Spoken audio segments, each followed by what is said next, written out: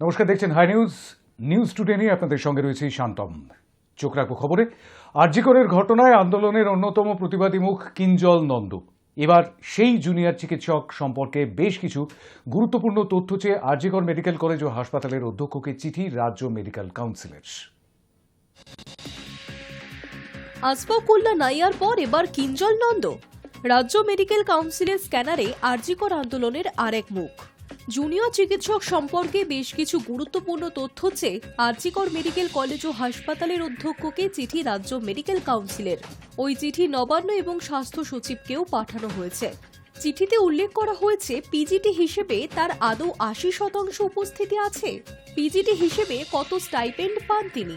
বিজ্ঞাপন সিনেমায় অভিনয় করেন কিঞ্জল নন্দ, সেক্ষেত্রে এনওসি নিয়েছিলেন। এই সংক্রান্ত প্রশ্নের তথ্য আর.জি. কর মেডিকেল কলেজ ও হাসপাতালের অধ্যক্ষকে রাজ্য মেডিকেল কাউন্সিলে জানাতে হবে।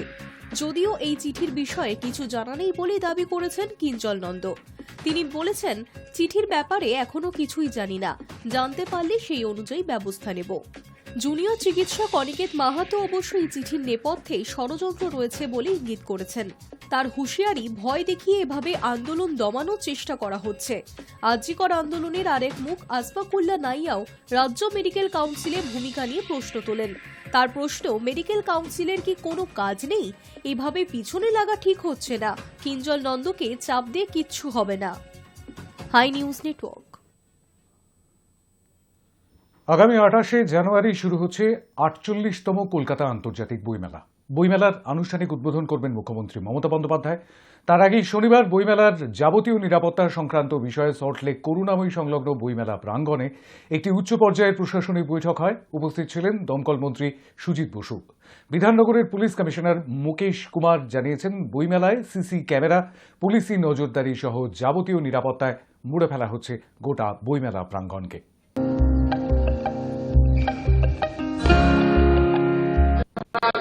প্রত্যেকবার বইমেলার আগে আমরা নিজেরা একবার দেখে নিই যে বইমেলায় এখানে তো লক্ষ লক্ষ মানুষ আসে, যেটা শুরু হবে ২৮ তারিখ থেকে ৯ তারিখ অবধি।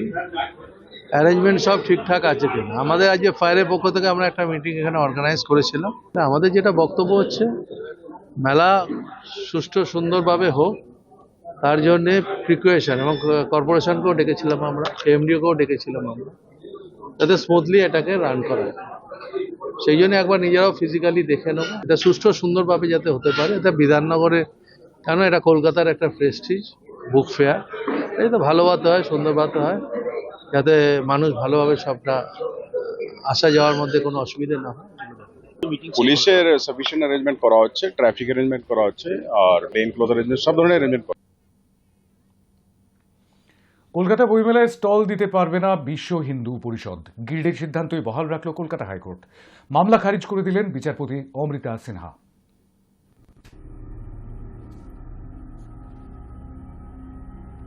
মঙ্গলবার উদ্বোধন ৪৮তম কলকাতা আন্তর্জাতিক পুস্তক মেলার।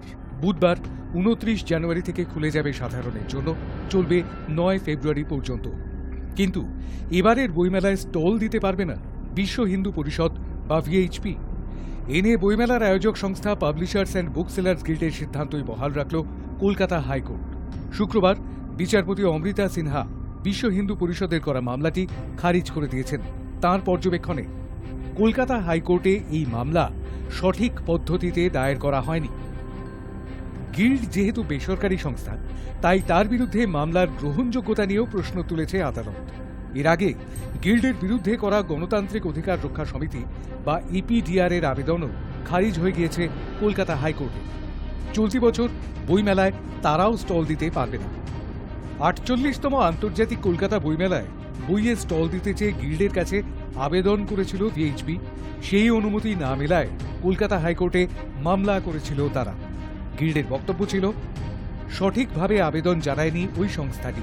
পাশাপাশি গিল্ডের আইনজীবী আদালতে দাবি করেছিলেন, বিশ্ব হিন্দু পরিষদ স্পর্শকাতর বই প্রকাশ করে, যদিও তারা নিজেরা কোনো বই প্রকাশ করে না। বই প্রকাশিত হয় বিশ্ব হিন্দু বার্তা নামে প্রকাশনা সংস্থা থেকে। বইমেলায় তারাই স্টল দিতে পারে যারা বই প্রকাশ বা বিক্রি করে। ভিএইচপির আইনজীবী এর বিপক্ষে সওয়াল করে বলেছিলেন, বিশ্ব হিন্দু বার্তা তাদেরই সংস্থা। 2011 সাল থেকে তারা বইমেলায় স্টল দিয়ে আসছে। গত শুনানিতে গিল্ডের ভূমিকার সমালোচনা করেছিল কলকাতা হাইকোর্ট। কেন ওই সংগঠনকে স্টল তৈরির অনুমতি দেওয়া হবে না সেই প্রশ্নও তুলেছিল আদালত। গিল্ডের আইনজীবীর সওয়াল নিয়ে মন্তব্য করেছিল আদালত। গিল্ডের উদ্দেশ্যে বিচারপতি অমৃতা সিনহা প্রশ্ন করেছিলেন, গত কয়েক বছর ধরে ওই সংগঠনকে অনুমতি দেওয়া হয়েছে, এখন কেন দেওয়া হবে না? তারা কি স্পর্শকাতর বই প্রকাশ করেছে তা আগে কেন জানাননি? এতদিন স্পর্শকাতর বই প্রকাশ করেনি, হঠাৎ এখন স্পর্শকাতর বই প্রকাশ করছে? গিল্ডের আইনজীবী তাঁর সওয়ালে জানিয়েছিলেন, চলতি বছর থেকে বইমেলায় কিছু নিয়মের পরিবর্তন হয়েছে। বিচারপতি পাল্টা বলেছিলেন, আপনাদের কোনো বিধিবদ্ধ নিয়ম নেই যে নিয়ম পরিবর্তন হয়েছে। কেন এত বছর অনুমতি দিয়েছিলেন? নিজেদের নিয়ম খুশিমতো নিজেরা তৈরি করছেন। কিন্তু সওয়াল জবাব শেষ হওয়ার পর শেষ পর্যন্ত শুক্রবার গিল্ডের সিদ্ধান্তই বহাল রাখলেন বিচারপতি অমৃতা সিনহা।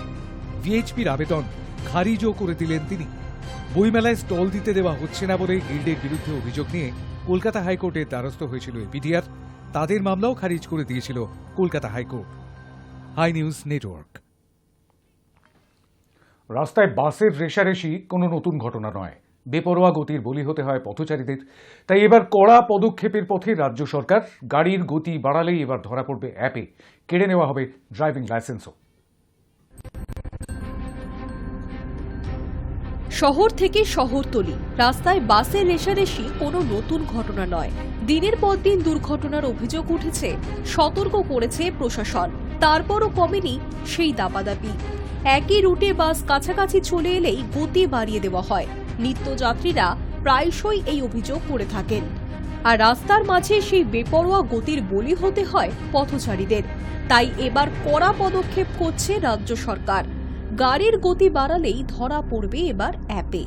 শুক্রবার নতুন এই উদ্যোগের কথা জানিয়েছেন রাজ্যের পরিবহন মন্ত্রী স্নেহাশিস চক্রবর্তী। হুগলির জাঙ্গিপাড়ায় পথ নিরাপত্তা সপ্তাহের সূচনা অনুষ্ঠানে শুক্রবার হাজির হয়েছিলেন তিনি। সেখানেই তিনি জানান, বাসের রেষারেষি বন্ধ করতে এবার অ্যাপ তৈরি করছে রাজ্য সরকার। সেই অ্যাপ দিয়ে বাস চালকদের ওপর নজরদারি চালাবে ট্রাফিক পুলিশ। পরিবহন মন্ত্রী জানান, বাসের রেষারেষি এবার বন্ধ করে দেব। আমাদের আইটি বিভাগ একটি অ্যাপ তৈরি করেছে। বাস চালকদের সেই অ্যাপ দেওয়া হবে। সকাল থেকে তাদের ট্র্যাক করবে ট্রাফিক পুলিশ। কত গতিতে তারা গাড়ি চালাচ্ছে, বেপরোয়া গতিতে চালাচ্ছে কিনা সবটাই ধরা পড়বে ওই অ্যাপে। মন্ত্রী আরও জানিয়েছেন, বাস চালকদের জন্য কড়া শাস্তির কথাও ভেবেছে রাজ্য। জানানো হয়েছে, বেপরোয়া গতিতে বাস চালালে সেই চালককে শোকজ করা হবে। নির্দিষ্ট সময় পর তার ড্রাইভিং লাইসেন্সও কেড়ে নেওয়া হবে। আর বেপরোয়া গতিতে চালানোর ফলে যদি কারোর মৃত্যু হয় তাহলে চরম শাস্তি দেওয়ার কথাও জানিয়েছেন মন্ত্রী। এই অ্যাপ কার্যকর হলে পথ নিরাপত্তা বাড়বে বলেই আশা করছেন তিনি। High news network. শহরবাসীর জন্য এবার আরও একটা সুখবর নিয়ে এলো মেট্রো রেল। মেট্রোতে চেপেই সোজা পৌঁছে যাওয়া যাবে কলকাতা আন্তর্জাতিক বিমানবন্দরে। এই রুট চালু হলে কলকাতা এবং শহরতলির মানুষের বিমানবন্দরে পৌঁছতে আর কোনো অসুবিধা হবে না। শহরবাসীর জন্য আরও একটা সুখবর নিয়ে এলো মেট্রো রেল। দীর্ঘদিনের স্বপ্ন সত্যি হওয়ার পথে। মেট্রোতে চেপেই এবার সোজা পৌঁছে যাওয়া যাবে কলকাতা আন্তর্জাতিক বিমানবন্দরে। দ্রুত পৌঁছানোর জন্য ক্যাব ধরার আর কোনো প্রয়োজন থাকছে না। গত কয়েক বছরে কলকাতার উত্তর এবং দক্ষিণে আরও বিস্তৃত হয়েছে মেট্রো। জুড়ে গিয়েছে একের পর এক স্টেশন। আর এবার আর এক মাইলস্টোন। সফলভাবে সম্পূর্ণ হলো নতুন রুটের পূর্ণাঙ্গ ট্রায়াল রান। ওই রুটে মেট্রো চালু হওয়া এখন শুধু সময়ের অপেক্ষা। নোয়াপাড়া স্টেশন থেকে জয়হিন্দ বিমানবন্দর পর্যন্ত আপ এবং ডাউন উভয় লাইনে সফল ট্রায়াল রান হয়েছে। এটি মোট 7.04 কিলোমিটার পথ। শুক্রবার দুপুর 12:09 নোয়াপাড়া থেকে ট্রায়াল রান শুরু হয়। মেট্রোর MR 408 নম্বর রেকে উপস্থিত ছিলেন কর্মী ও অফিসাররা। জয় হিন্দ বিমানবন্দর মেট্রো স্টেশনে যাওয়ার পথে দমদম ক্যান্টনমেন্ট স্টেশনে রেকটি থামে। জেনারেল ম্যানেজার সেই স্টেশনটি পরিদর্শন করেন। এরপর 12:31 জয় হিন্দ বিমানবন্দর মেট্রো স্টেশনে পৌঁছয় মেট্রো। সেখানেও স্টেশন ঘুরে দেখে বাকি থাকা কাজ দ্রুত শেষ করার নির্দেশ দিয়েছেন রেলের এক উচ্চ পদস্থ কর্তা। উল্টো দিকে অর্থাৎ ফেরার পথে রেকটি বিমানবন্দর মেট্রো স্টেশন থেকে ছাড়ে দুপুর 1:57। নোয়াপাড়ায় পৌঁছয় দুপুর 2:21। এই রুট চালু হলে কলকাতা এবং শহরতলির মানুষের বিমানবন্দরে পৌঁছতে আর কোনো অসুবিধা থাকবে না। নোয়াপাড়া থেকে বিমানবন্দর রুটে থাকছে মোট 4টি স্টেশন। সেগুলি হল নোয়াপাড়া, দমদম ক্যান্টনমেন্ট, যশোর রোড এবং জয় হিন্দ বিমানবন্দর। উল্লেখ্য, নোয়াপাড়া স্টেশনের সঙ্গে যুক্ত রয়েছে গড়িয়া থেকে দক্ষিণেশ্বর পর্যন্ত মেট্রো রুট। তাই ওই রুটের সমস্ত যাত্রী নোয়াপাড়ায় নেমে বিমানবন্দর যাওয়ার জন্য মেট্রো ধরতে পারবেন। Hi news network. মুখ্যমন্ত্রীর নির্দেশ, তারপর থেকে বেতুয়াডহরি অভয়ারণ্যে পর্যটকদের কাছ থেকে নেওয়া হচ্ছে না টিকিট। মুখ্যমন্ত্রী মমতা বন্দ্যোপাধ্যায় উত্তরবঙ্গে প্রশাসনিক বৈঠকে রাজ্যের বন দপ্তরের বিভিন্ন অভয়ারণ্যে পর্যটকদের কাছ থেকে টিকিট নেওয়াকে কেন্দ্র করে ক্ষোভ প্রকাশ করেছিলেন। আর তারপরে নড়ে চড়ে বসল নদিয়া মুর্শিদাবাদ বন দপ্তর। নদিয়ার বেতুয়াডহরি অভয়ারণ্যে এতদিন পর্যন্ত পর্যটকদের জন্য টিকিট ছিল মাথাপিছু 100 টাকা। 24শে জানুয়ারি থেকে বেতুয়াডহরি অভয়ারণ্যের টিকিট পদ্ধতি তুলে দিল বন দপ্তর। অভয়ারণ্যের সামনে নোটিশ দিয়ে এই ঘোষণা করেছে অভয়ারণ্য কর্তৃপক্ষ। অভয়ারণ্যে টিকিট তুলে দেওয়ার পর বেতুয়াডহরি অভয়ারণ্যে ঘুরতে আসা পর্যটকদের অনেকেই বেশ খুশি।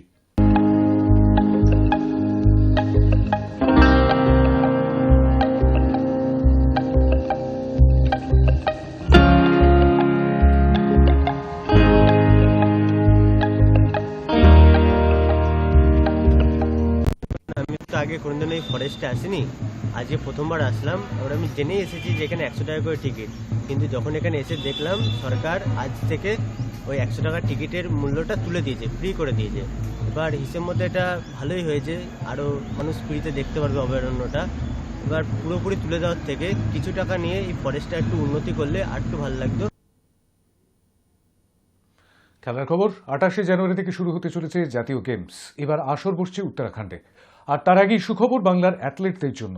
জাতীয় গেমসে পদক জিতলেই চাকরি দেবে রাজ্য সরকার, থাকছে আর্থিক পুরস্কারও। প্রতিযোগিতা শুরুর আগেই বড় ঘোষণা রাজ্য সরকারের ক্রীড়া দপ্তরের পক্ষ থেকে। 28শে জানুয়ারি থেকে 14ই ফেব্রুয়ারি পর্যন্ত চলবে 38তম জাতীয় গেমস। আর তার আগেই বাংলার অ্যাথলেটদের উজ্জীবিত করতে বড় ঘোষণা রাজ্য সরকারের। চাকরির সঙ্গে সঙ্গে থাকছে আর্থিক পুরস্কারও। সোনা জয়ীদের দেওয়া হবে 3 লক্ষ টাকা, রূপো ও ব্রোঞ্জ জয়ীদের যথাক্রমে দেওয়া হবে 2 লক্ষ ও 1 লক্ষ টাকা। আমাদেরই সম্পত্তি, অনেকদিন অন্য ঘরে ছিল।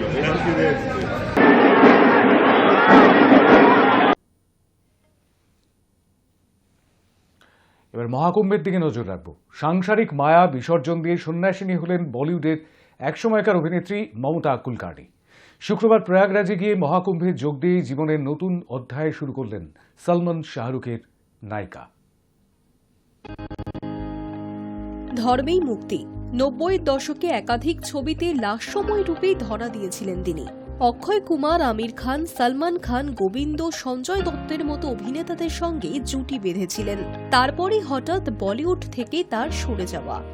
সাংসারিক মায়া বিসর্জন দিয়ে সন্ন্যাসিনী হলেন বলিউডের একসময়কার অভিনেত্রী মমতা কুলকার্নি। শুক্রবার প্রয়াগরাজে গিয়ে মহাকুম্ভে যোগ দিয়েই জীবনের নতুন অধ্যায় শুরু করলেন সলমান শাহরুখ খানের অভিনেত্রী। 9-এর দশকে হিট বলিউড অভিনেত্রী তিনি। মমতা কুলকার্নির মায়াজালে পড়েছিলেন মুম্বাইয়ের তৎকালীন অন্ধকার জগতে তাবর ডন রাও। বলিউডে তখন মাফিয়া রাজ। লাস্যময়ী নায়িকার প্রেমে পড়েন ছোটা রাজন, যদিও সেই সম্পর্ক ভেঙে যায় পরবর্তীতে। বিয়েও করেন ড্রাগ মাফিয়া ভিকি গোস্বামীকে। একের পর এক বিতর্ককে সঙ্গে করেই মাঝপথেই স্তব্ধ হয় মমতার বলিউডের গ্ল্যামারাস কেরিয়ার। পরবর্তীতে প্রসেনজিৎ চট্টোপাধ্যায়ের সঙ্গে একটি বাংলা সিনেমাতেও দেখা গিয়েছিল তাকে। বলিউডের সেই প্রাক্তন অভিনেত্রী এবার মহাকুম্ভে গিয়ে সন্ন্যাস গ্রহণ করলেন। 24শে জানুয়ারি কিন্নর আকরা সেখানকার মহামণ্ডলেশ্বর আচার্য লক্ষ্মী নারায়ণের সঙ্গে দেখা করেন তিনি। তারই হাত ধরে শুরু করলেন জীবনের আধ্যাত্মিক ইনিংস। সন্ন্যাস নেওয়ার ফলে নিয়ম অনুযায়ী বদলে গেল বলিউডের একসময়কার হিট নায়িকা মমতা কুলকার্নির পরিচয়ও। তার নতুন নামকরণ করা হল শ্রী ইয়মাই মমতা নন্দগিরি। মহাকুম্ভের কিন্নর আকরা থেকে ভাইরাল হওয়া ছবিতে সলমান শাহরুখের করণ অর্জুন অভিনেত্রীকে দেখা গেল গেরুয়া বসনে। গলায় রুদ্রাক্ষের মালা, কপালে গেরুয়া তিলক। এক নজরে তাকে দেখে চেনাও দেয়। গঙ্গা, যমুনা, সরস্বতীর সঙ্গমস্থলে নিজের পিণ্ডদান করেই তিনি সন্ন্যাস গ্রহণ করেছেন বলে জানা গিয়েছে। বিগত কয়েক বছর ধরেই লাইমলাইটের অন্তরালে থাকেন মমতা কুলকার্নি। করণ অর্জুন, আশিক আওয়ারা থেকে শুরু করে ৯ দশকে একাধিক হিট বলিউড সিনেমায় অভিনয় করেছিলেন তিনি। প্রথম সারির নায়কদের সঙ্গেও স্ক্রিন স্পেস শেয়ার করেছেন। তবে পরবর্তীতে নাকি জীবনের এক অস্থির সময়ে ধর্মে মতি হয় তার। আধ্যাত্মিক পথ অনুসরণ করেন অভিনেত্রী। এবার সমস্ত মোহ মায়া কাটিয়ে সন্ন্যাসিনী হলেন মমতা কুলকার্নি। मैंने लक्ष्मी नारायण त्रिपाठी को चुना बिकॉज आज शुक्रवार है और सर्वप्रथम आज महाकाली का दिन है और मुझे कल महामंडलेश्वर बनाने की तैयारी चल रही थी। मुझे पूछा गया तो, लेकिन आज मुझे महाशक्ति ने आदेश दिया कि मुझे ये चुनना है लक्ष्मी नारायण त्रिपाठी जी को, बिकॉज वो साक्षात अर्धनारेश्वर के स्वरूप है। और इससे बड़ी मेरे लिए क्या उपाधि हो सकती है कि एक अर्धनारेश्वर के हाथ मेरा पट्टा अभिषेक हो रहा है। नहीं, मैंने तो 2000 से मेरी तपस्या शुरू की। आज मुझे 23 साल हो गए ध्यान, तप, और ये जो महामंडलेश्वर की उपाधि होती है, ये काफी मेरी परीक्षा ली गई। सब महामंडलेश्वर लोगों ने मेरी प्रश्न मुझे पूछे, मेरी अभ्यास के, जिसको हम लोग बोलते हैं परीक्षा ली, मेरी अभ्यास की। 23 साल मैंने क्या तप किया, मैंने ध्यान क्या किया, तो हर प्रकार के प्रश्न से मैं पास हो गई, उत्कीर्ण हो गई, तब जाके मुझे महामंडलेश्वरी की उपाधि प्राप्त हो गई। काफी लोग नाराज है, मीडिया लोग नाराज है, मेरे फैंस नाराज है। उनको लगा कि मैं वापस बॉलीवुड आऊंगी, लेकिन ठीक है, जैसे ईश्वर की इच्छा। महाकाल और महाकाली के इच्छा के आगे किसी का कुछ नहीं चलता, वही परब्रह्म है। Hi news network. প্রয়াগরাজে মহাকুম্ভ মেলা চলছে জোর কদমে। বহু বর্ণ রঞ্জিত এই মহামিলন ক্ষেত্রে আসছেন দেশ বিদেশের সাধু সন্ন্যাসীরাও। এবার মেলায় নজর কাড়লেন পেহেলওয়ান বাবা। সচেতনতার বার্তা নিয়ে তিনি এসেছেন প্রয়াগরাজে।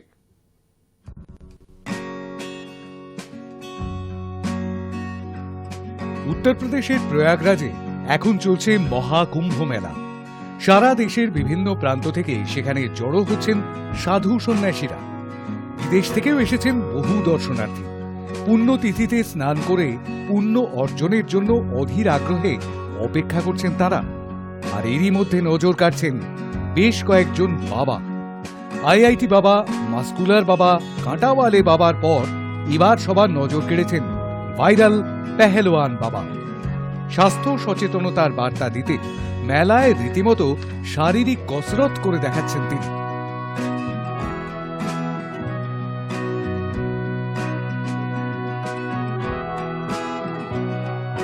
কুম্ভ মেলায় আগত সবাই তাকে ডাকছেন পেহেলওয়ান বাবা বা রেসলার বাবা নামে।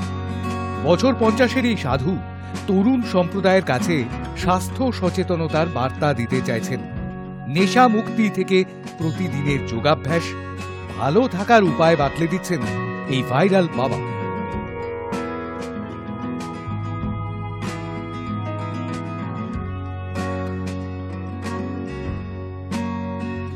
मेरा उद्देश्य है और एक हमने मुहिम चलाई है, युवाओं को जगाना है, नशे को भगाना है, सबको स्वस्थ बना के भारत को विश्व गुरु बनाना है। और इसलिए ये हमारा उद्देश्य है। हम जहां भी जाते हैं वहीं युवाओं को जगाते हैं। अब 50 साल की एज हो चुकी है मेरी और मैं एक हाथ से 10,000 पुशअप लगा लेता हूं, चक्री दंड लगा लेता हूं, फुटबॉल के ऊपर हैंड स्टैंड भी कर देता हूं।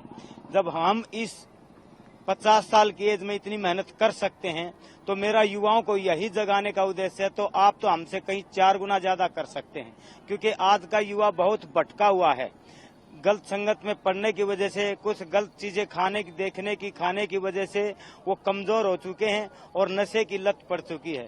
तो मैं सभी को यही कहता हूँ, माँ बाप की आज्ञा का पालन करिए, संतों का बड़ों का आदर करिए, घर का देसी भोजन खाइए, तो आप भी मेरी तरह ऐसे मजबूत और स्वस्थ हो जाएंगे। मैंने 50 साल की एज में एक ऐसा माहौल बनाया है, मैं जहाँ भी जाता हूँ अपना प्रदर्शन दिखा के, अपनी बॉडी को दिखा के, मेहनत दिखा के उनको यही जागरूक करता हूं कि मैं इस उम्र में ये कर सकता हूं, तो आप तो मुझसे ज्यादा युवा हैं, आप तो हमसे बहुत ज्यादा कर सकते हैं। और मेरे पास डेली 10, 15, 20 फोन भी आते हैं कि भाई साहब, गुरुजी, बाबा जी, मेरी एज 40 की है, 30 की है, कोई 20 की बताता है। मैं बीड़ी सिगरेट पीता था, मैंने वो बंद कर दी।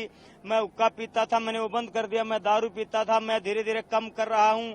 मैं बिल्कुल घर पे रहता था, अब मैं एक्सरसाइज करने के लिए जिम में या कहीं भी ट्रैक पे जाता हूँ। तो मुझे बहुत खुशी होती है जब हम एक आदमी जब 5 को सुधारेगा और जब इसको अनेक करने लगेंगे तो क्या सब नहीं सुधर पाएंगे? पक्का मुझे विश्वास है सुधर जाएंगे। मेरा भारत ऐसा है, इसमें कुर्बानी की आवश्यकता पड़ती है। बहुत वर्षों पहले मेरे देशभक्तों ने कुर्बानी दी, भगत सिंह ने, सुभाष चंद्र बोस ने, आजाद ने। तो इसीलिए आज भी एक कुर्बानी देने की जरूरत है। लेकिन उस टाइम तो जान की कुर्बानी देनी पड़ती थी, मगर आज जान की कुर्बानी नहीं देनी। आज कुछ छोटे छोटे स्वाद, कुछ छोटे छोटे इंजॉय, बस उनकी कुर्बानी देनी है। तो मैं यही कहता हूँ, आप ज्यादा फास्ट फूड मत खाइए, तला हुआ भोजन मत खाइए, घर का भोजन खाइए। माँ बाप की आज्ञा का पालन करेंगे, बड़ों में बैठेंगे तो आप स्वस्थ भी रहेंगे और मस्त भी रहेंगे। ভারতের যুব সম্প্রদায়কে এই সন্ন্যাসী বলছেন, তিনি এই বয়সে যদি এত দূর স্বাস্থ্যবান হতে পারেন, তাহলে তরুণরা তার অনেক গুণ বেশি সবল হতে পারেন। তার সচেতনতার বার্তায় উদ্বুদ্ধ হচ্ছেন অনেকেই। Hi news network.